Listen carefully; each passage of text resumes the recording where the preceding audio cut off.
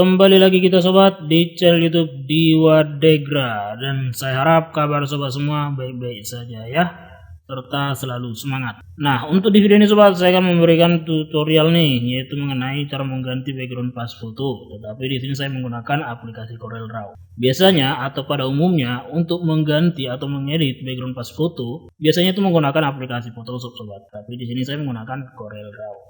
Mana tahu sobat tidak memiliki aplikasi Photoshop, yang ada cuma CorelDRAW, ya kita gunakan yang ada aja. Artinya CorelDRAW juga bisa sebenarnya mengganti background pas foto, cuman tidak pada umumnya ya. Sebenarnya di dalam CorelDRAW tersebut pun adanya pengedit foto maksudnya. Oke, langsung saja sobat ya. Ini ada objek, saya masukkan dulu ke CorelDRAW. Nah, objek ini adalah foto orang. Saya akan coba kecilin dulu. Nah, setelah sudah masuk sobat, lalu saya akan mengganti background terlebih dahulu. Nanti untuk menentukan ukuran pas fotonya belakangan ya. Oke, langsung saja pilih di bagian bitmap, lalu pilih edit bitmap. Oke, lagi loading, kita tunggu ya. Nah, maka akan dibawa kita ke bagian Corel Foto ya. Corel Foto ini adalah untuk mengedit foto. Nah, kalau untuk desainan juga bisa, tapi sebelumnya harus kita bitmapkan dulu untuk objek yang kita buat dari awalnya adalah vektor. Karena kalau mendesain menggunakan CorelDRAW adalah vektor ya sobat ya. Nah, jadi kalau ingin diedit dengan menggunakan Corel Foto harus di bitmapkan dulu. Nah, ini objeknya yang kita masukkan tadi lah foto, itu adalah bitmap. Jadi nggak perlu kita convert ke bitmap, langsung aja kita edit ke bitmap. Untuk mengganti background kita nggak bisa dengan mudah gitu langsung ganti ya. Kita harus menyeleksi dulu. Untuk menyeleksi pada umumnya adalah menggunakan di bagian ini sobat, ada rectangle mask, elip mask, magic wand mask, dan lain-lain ke bawah ini ya. Tapi saya lebih suka menggunakan ini ya, pad. Nah, ini dia. Atau bisa menekan tombol F10 pada keyboard. Kenapa saya lebih suka pad ini? Karena ya saya mungkin karena udah terbiasa menggunakan aplikasi Photoshop ya. Jadi kan kalau di Photoshop ya seperti ini gitu ya, yang sejenis dengan pad. Jadi saya akan zoom dulu, scroll pada mouse. Nah, saya akan jelaskan kepada sobat untuk menyeleksi menggunakan pad ini. Klik dulu di bagian ini ya, tapi di zoom dulu, di zoom in. Nah, klik. Lalu ikuti garis. Nah, ini nggak tersambung lagi ya. Jadi saya dulu menekan tombol Ctrl+Z. Jadi klik di sini, langsung lanjut.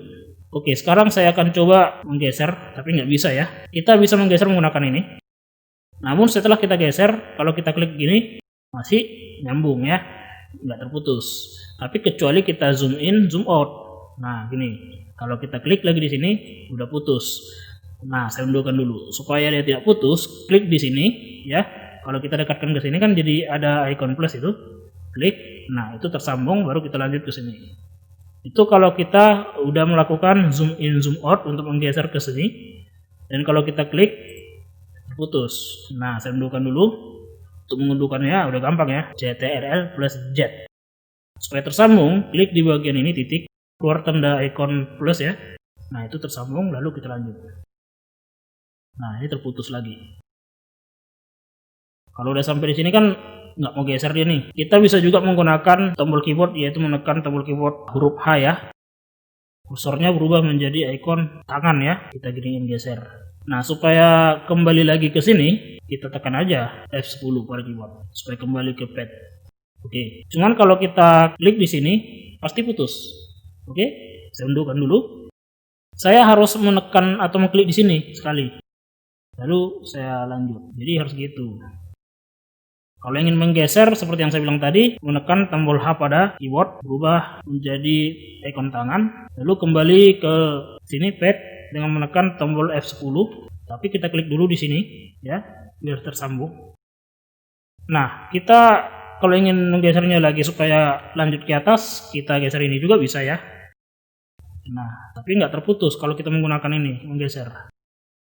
Untuk prosesnya sobat saya percepat aja ya. Pokoknya caranya kayak gitu tadi sobat untuk menggunakan pad tool. Karena ini masih panjang lagi proses untuk menyeleksi menggunakan pad ini. Nah, oke, saya tambahkan lagi di sini sobat. Di sini saya mencoba menyeleksi tapi melenceng ya. Nah, kelewatan ke sini. Jadi untuk memperbagus ini, klik aja di bagian ini ya, di bagian shape. Lalu klik di titiknya. Nah, ini bisa kita geser ya, kayak gini. Oke, nah, namun susah ya meluruskan ini. Kalau enggak, unduhkan aja. Ya, saya unduhkan aja deh. Saya ulangi mulai dari sini. Nah, gitu kalau salah. Oke, saya lanjut.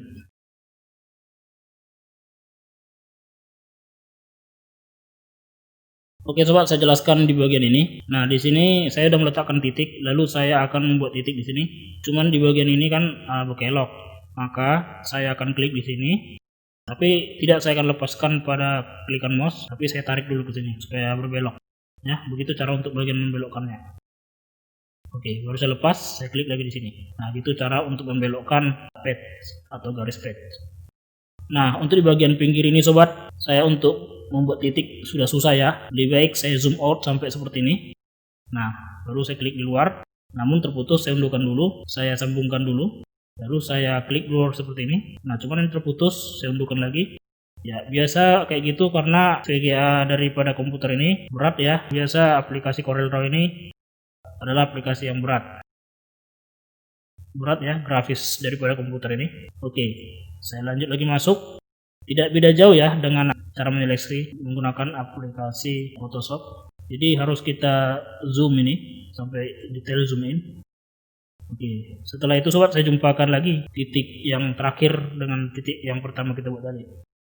Nah, jadi sama sih caranya dengan yang menyeleksi di Photoshop. Oke, setelah itu saya kembali ke bagian pick. Saya lihat dulu. Oke, sudah saya cek aman semua ya, tidak ada yang masuk bagian yang luarin ke dalam. Jadi ini nggak boleh masuk seperti ini sobat. Yang gimana ya, saya contohkan dulu ya. Ini saya geser, nggak boleh masuk seperti ini.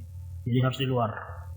Ya, kalau sobat pernah melihat tutorial cara menyeleksi menggunakan pen di Photoshop, ya nggak beda jauh dengan cara yang saya gunakan ini yang ada di CorelDRAW atau di Corel Photo. Oke, setelah ini sobat, saya akan aktifkan dulu pad ini. Ya, kita harus ke bagian pad terlebih dahulu, lalu kita klik ini bagian mask from pad.